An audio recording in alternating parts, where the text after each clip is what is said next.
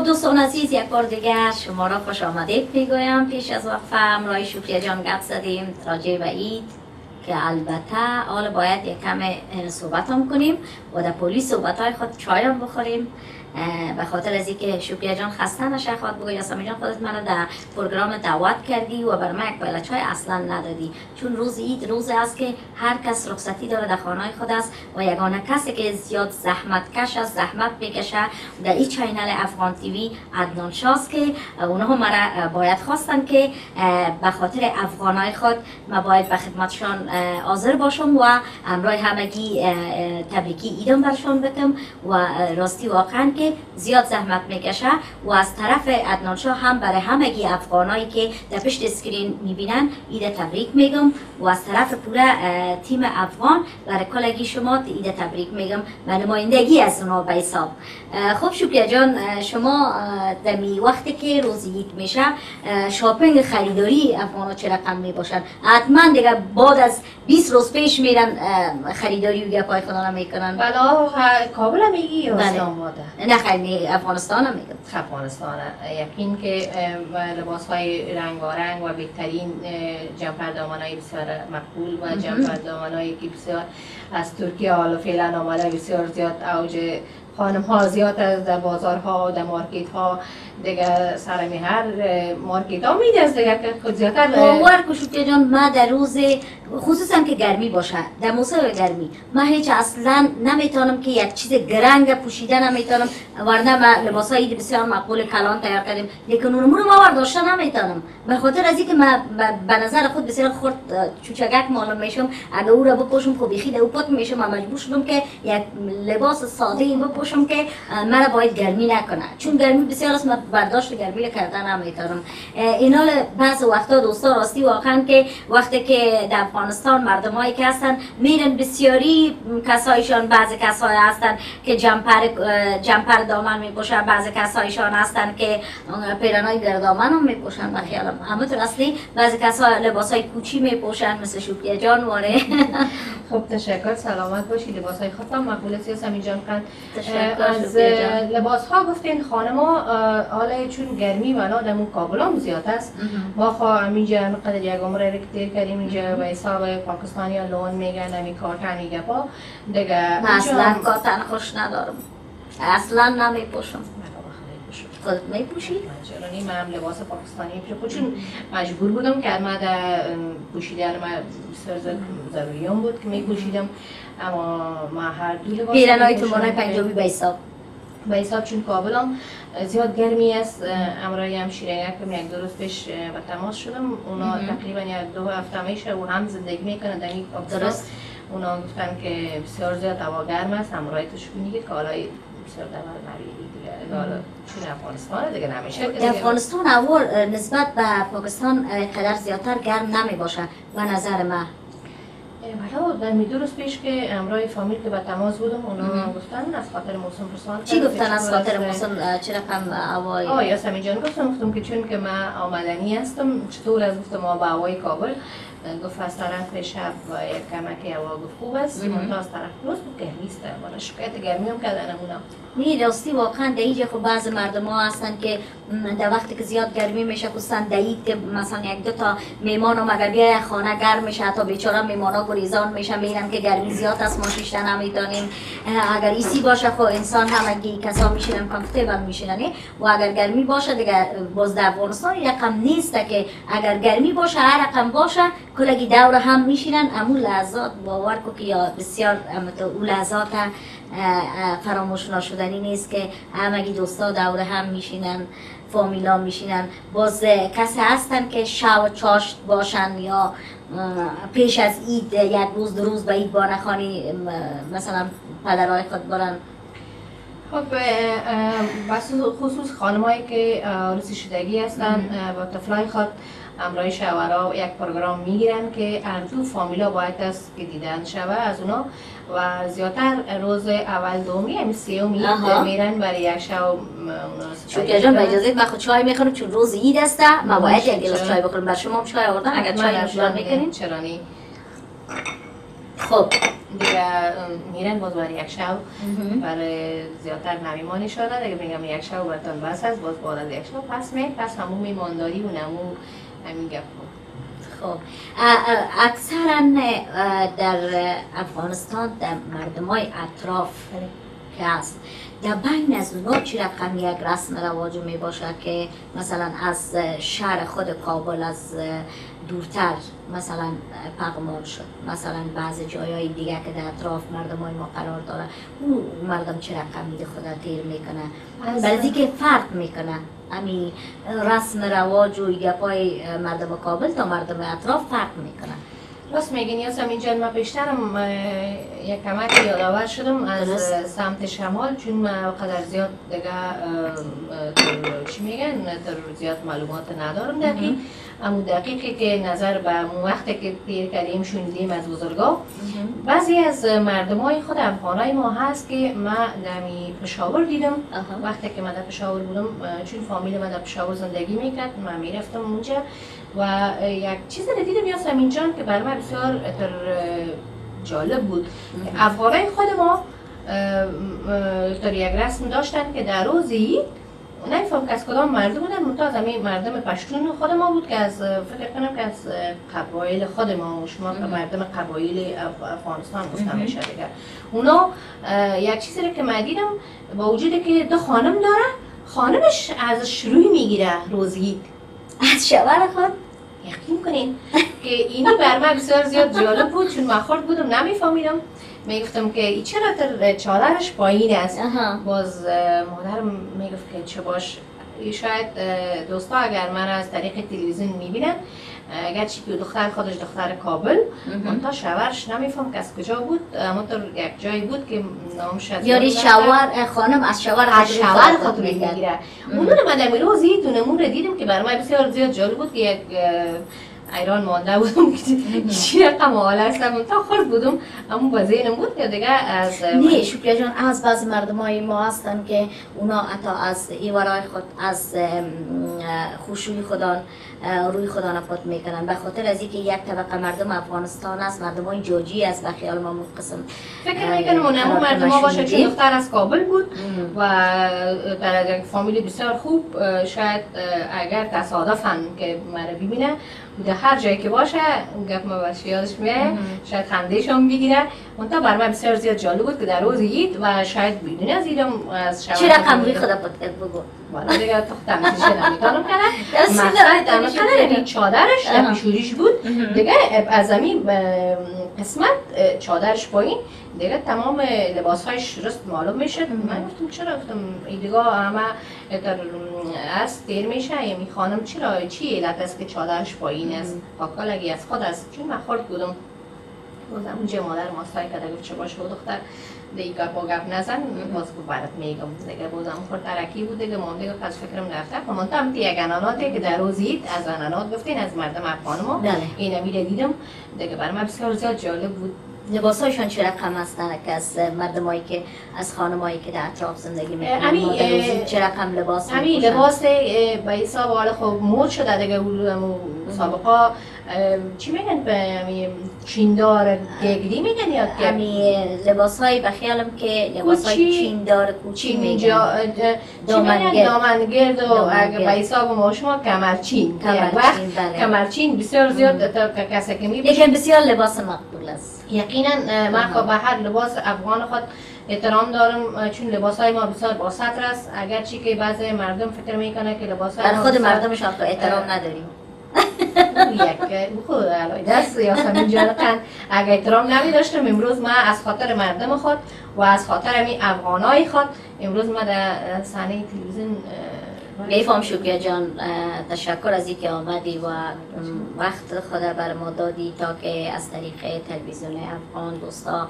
شکریه جان میگه از خاطر افغانای خود ما آمدیم 100% مطمئن هستم که انشالله در پروگرام های دیگه هم شاید تشریف بیارن و همراه ما بشونن البته از شکریه جان یعنی خسته شدی؟ میری خسته خانه شدم چی احساس میکنی همیاله که در پروگرام ما آمدی ششتی همراه ما صحبت میکنی احساست چی است؟ اما چیزی که هست خیر مذاق نکن. مذاق نمیکنم. ایتر است دوستای عزیز، بعضی اوقات کسایی است که به روی حد تعریف میکنن و در پرسر چیز دیگه هستن. و یقین که من و یاسمین جان بسیار زیاد احترام دارم و دوم که یک زن بسیار با شجاعت، یک زن بسیار دلیر و یک زن بسیار کاکه دیگه. خانه کاکگیش شما خودتان میبینید. شکریه جان تعریف من نکن، ما به تعریف خود نگفتیم. ما میخوایم که برات بگویم که آیا چی احساس میکنی وقتی که در امیال صحبت میکنی، در دوران صحبت کردن. یاسمین جان تن خوب گفتی، از احساسم گفتی. فعلا من همراه خودت و تماس هستم. درست. و از پیش شما سوال جواب میکنین که دوستای عزیز دیگه طبعا دیگه خواهمی پیشویی مثلا دیگه یک احساس بسیار خوشی میکنی. یقینا که بسیار خوب راحت هستم. احساس ترس خو از من نمیکنی؟ نه ترس ندارم، احترام دارم. درست.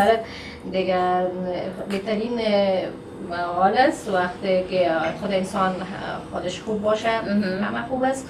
و ما واقعیتش دوستای عزیز پروگرام های افغان تیوی چطور یگان دفعه میبینی یا خیر؟ والا اگر راست بگویی نه. نمیبینی؟ چرا نمیبینی؟ خب به خاطر از اینکه هیچ همونطور وقت پیدا نیست دیگه. برای تلویزیون وقت ندارم دیگه. واقعیتش بگویم اینقدر نمیفهمم. چرا خب برای خودت معلوم است که مردم بسیار دلچسپی سعی میکنن یا خیر؟ یقینا من قدر کدام پروگرام‌های زیادتر خوبتر است؟ والا دیگه پروگرام هیچ پروگرام همی افغان تیوی را ندیدیم، نمیفهمم.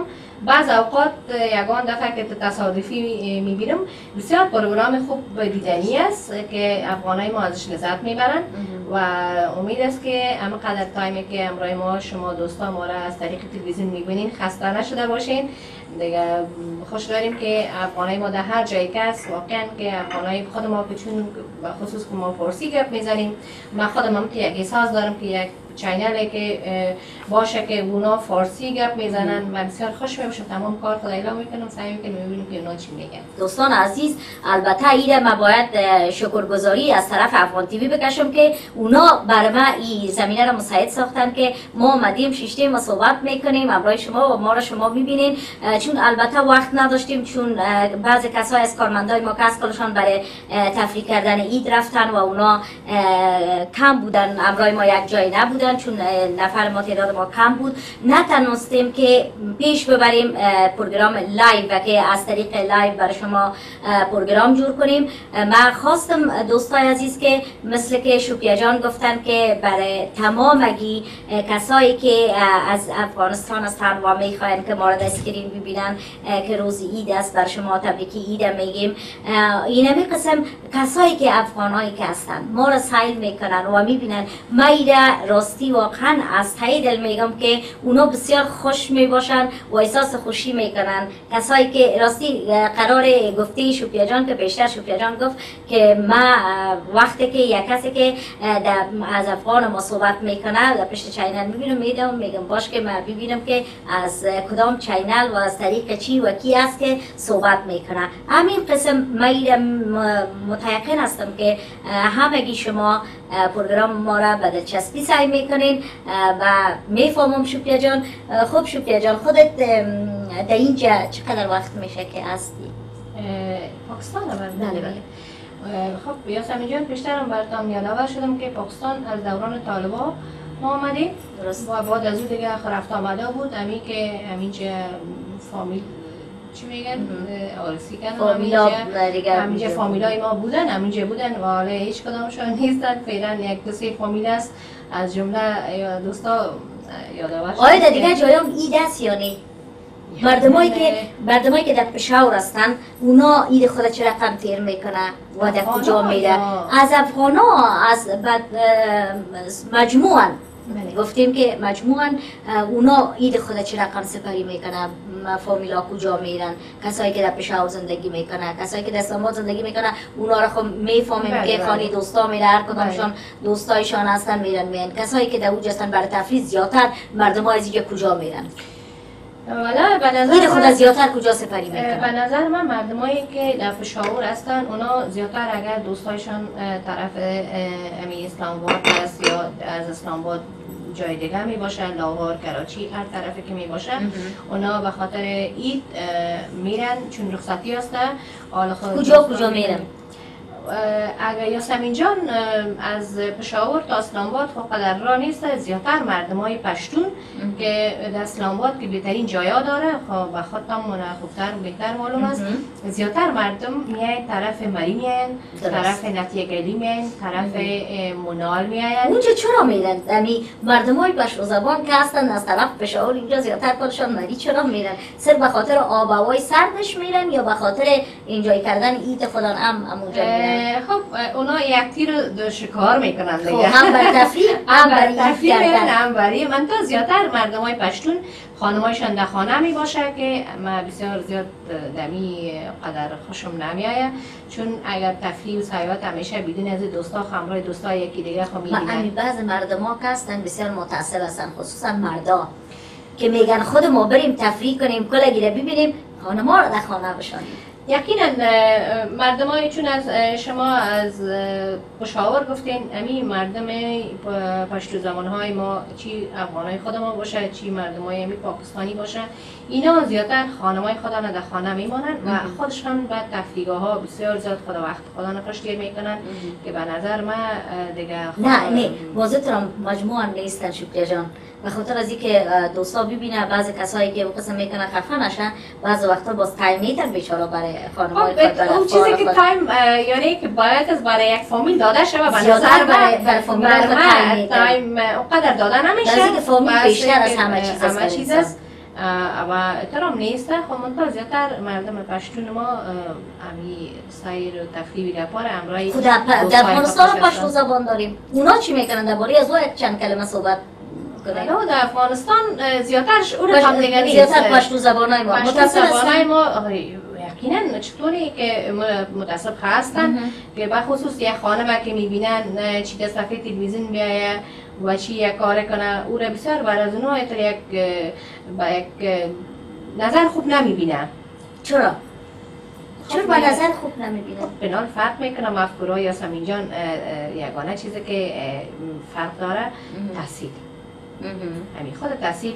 حالا فکر کنید شما که بعضی از یک کلمه گپ دیگه هم از شکریه جان گپ میزنید بسیار عفو میخوایم. امی بعضی جایایی که از تحصیل هم ضرورت نیست، تجربه بهترین چیز است بر انسان. وقتی که یک انسان تحصیل نمی داشته باشه، بسیار زیاد تجربه می داشته باشه در زندگی، در فامیل، در همه چیز، لیکن اون مکتب نخونده، درس نخونده، لیکن میفهمه همه چیز. میفهمه. اینطور است که این واقعا همین گپ همینطور است. اگر از نگاه تجربه بگویی، اولین تجربه کار در زندگی خودم هم هستم که دوستا شاید مرا از طریق تلویزیون شاید بگه که والای چی رقم درباره خود زیاد گفتگو میکنم که ما واقعا یاسمین جان که تجربه سری چیزهای خود ما از زندگی خود از تجربه خود گرفتیم. اگر در وقت طالبا بود ما آمدیم دیگه صنف 12 رو چی میگن؟ نیم کلم خلاص نکردیم. بعد از او آمدیم آروسی شد، اولادا پیدا شد، اما دیگه باقی زندگی ما با تجربه دیر کردیم که یقینا که تجربه خودش یک بله تجربه بهترین چیز است نسبت به اینکه درست از تعلیم بسیار کار میاد بر انسان. وقتی که انسانی که تعلیم یافته می باشه و از هر نگاه پرفکت می باشه و همه چیز میفهمه. وقتی که انسان تجربه تحصیل می داشته باشه و هم زیادتر میفهمه. تو تجربه هم بسیار مهم است. تجربه هم ببخشید دوستان عزیز، امروز شکریه جان صحبت کردم، دیدیم که شکریه جان چی گفت. ما راستی واقعا امروز دست یک کلمه گپ دیگه هم است که در روز عید بعضی حادثات رخ میشه که حادثات می باشه که اصلا این خبرهای دلخراش می باشه که انسان نمیتونه که برداشت کنه. او با این حساب است که در ماه رمضان بسیاری از برادرای ما بخیالم فوت کرده، اکسیدنت موتر، در بعض چیزا. آیا در خانه از او بیچاره چه رقمی تیر شده باشه؟ یاسمین جان درباره حادثات گفتی، چون برنامه قسمی است که ما باید از سر هر موضوع باید از گفتگو کنیم و همین موضوع برنامه ما هم چون سر عید بود و ما یک راستی که یک واقع بسیار حلمناک یا واقع بسیار خشمگین، واقع بسیار که هیچ بهار نمیآید که دو روز پیش از ماه مبارک رمضان گذشته بود که روز چهارشنبه بود، یک انفجار بسیار خطرناکی که در کابل رخ داد. چقدر فامیلا، چقدر طفلا، چقدر خانم ها، یعنی امی فعلا ما گمینج هستیم. بعضی از فامیلای افغان ما هست که در سوگ هستن. ما از طرف خود و از طرف یاسمین جان که برای تمام از فامیلای افغانای ما که در او حادثه المناکه که بسیار راستی که ما بر هیچ بیان کردنشان بر من بسیار مشکل است، اما احساس داریم چون افغان خود ما بودن همه‌شان. برای تمام فامیلای از دل برشان تسلیت عرض میکنم، خداوند مغفرتشان کنه. اونا همشان شهید هستند، چرا که روزه بدان مسلمان سر یک مسلمانی رقم نمیکنه.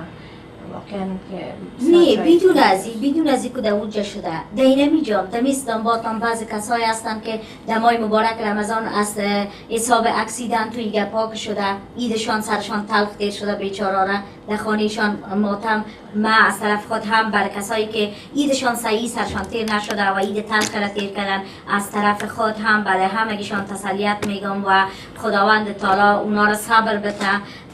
خوب شکریه جان، گپای ما بسیار زیاد شد چون دوستا خسته نشده باشه از حرفای ما. قراره که ما خود دمی آخر پروگرام بسیار جدی نشدیم، جدی شدیم زیادتر. البته کلگی دوستا خسته نشن. میخوایم که یک خاطری بسیار جالبه که در زندگی یا مخاطره جالبه که سرتیر شده امور بر دوستا بگویی تا که دوستا هم بخندن و هم یک کم ذهنشان تبدیل شود. یقینا دوستا تو خب زندگی پر از خاطره است و بعضی خاطرهایی می باشه که خاص می باشه. از جمله چند خاطرهای خاصه که مدارم و تو اگه بگم 5 6 تا وقت برنامه‌ام کم است. از نه خنده‌دارش براتون میگم. ما نه پاکستان آمدیم، در سالهای اول براتون میگم که در شهر اتک که شاید دوستا شنیده باشن که یکی از دریای اتک، یکی است که از اتک یک تقریبا نیم ساعت پیش یک جای هست به نام اتک سیتی که او وقت دیگه ریکشا نبود، کل مردم در گادی میشیش. ما باید بسیار هم جدی بشینیم گوش کنم در پایت که چی میگی. خب دیگه بسیار خود چون شما یاسمین جان از خاطر جالبم گفتین. خب بله. دیگه این خاطر جالب خودم هیچ وقت فراموش نمیکنم که وقتی که در گادی شیشتیم برای اولین بار ایران مانده بودیم که یک نام خدا 2 فامیل بودیم. در یک گادی 2 فامیل بودیم، ایران مانده بودیم. در آخر کل شیشت من ماندم. اما تا دیگه من صدا کردم گفتم خیلی بر من جای نیست، گفتم خیلی شما میشیریم، گفتم خیلی خودت گوشه شو پیش شیشه هم میشیدم. اینمی خاطر جالب من بود که بسیار دیگه خودت پیش شیشه شیشتی. البته خود شیشه نداشت به حساب یک تنز در اون دقیقه گفتم چون بر من جای نماند دیگه. گفتم شما کمک اون طرف شین که پیش شیشه هم بشینیم. کلا ایران مونده که شیشه در کجا. گفتم اینمی که امی تاجیر میگن چی میگن سر ترپال که سر سر گادی بوده، امو یک برای حساب اون چوبکایی که استارت میشه دست درازی امور شیشه فکر کردم. گفتم دیگه جای خانه ماده. شما باور کنین دوستا که خست میگه. دوستای عزیز شکریه. یکم خواست که می زیرتان چینج کنن. البته که 2 فامیل سر یک است. 2 فامیل ببینید دوستای جالبش ایسته که میگه 2 فامیل سر یک اسب شیشته بودن و اون بیچاره جانور بیچاره که میگه از دانش قفا سر میکرد و میرفت. خب به هر صورت دوستای عزیز خدا کنه که از پروگرام ما خسته نشده باشین و ایدتان خوش گذشته باشه. من بسیار خوش هستم، من بسیار احساس خوشی میکنم کسایی که مرا میبینه و ایدشان تیر میشه به خوبی و خوشی. از طرف خود و از طرف شکریه جان برای همگی شما بار دوم و از طرف تمام تیم افغان تیوی عید تبریک گفته و خداوند تعالی مسپارم شما را همگیتان خوش و موفق باشید.